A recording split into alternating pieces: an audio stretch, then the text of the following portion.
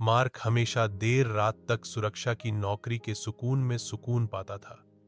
शहर की भीड़ भाड़ से दूर पुराना वीरान गोदाम उसकी शरण स्थली बन गया था। बस टिमटिमाती रोशनियों की गूंज और रेडियो की धीमी आवाज के साथ वह अकेलेपन में घंटे बिताता था।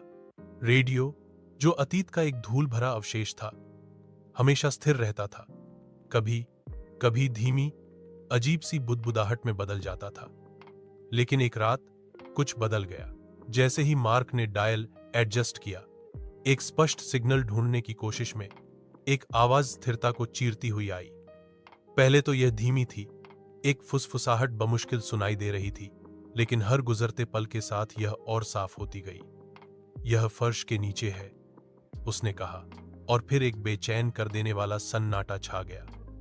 मार्क जड़वत हो गया। उसका दिल तेजी से धड़क रहा था। उसने खाली गोदाम में चारों ओर देखा। कमरे में सिर्फ उसकी सांसों की गूंज सुनाई दे रही थी।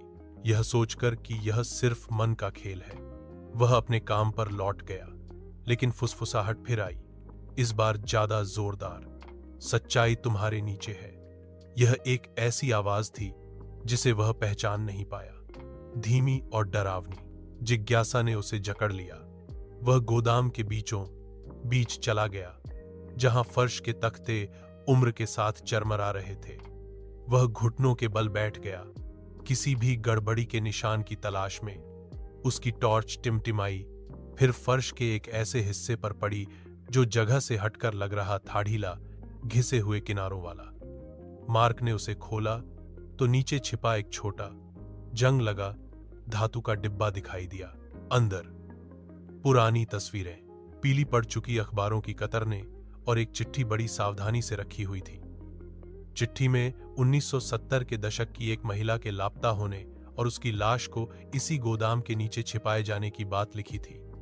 मार्क का खून खौल उठा जब उसे एहसास हुआ कि रेडियो ने उसे दशकों पुराने अपराध का पर्दाफाश करने के लिए यहां तक पहुंचाया था।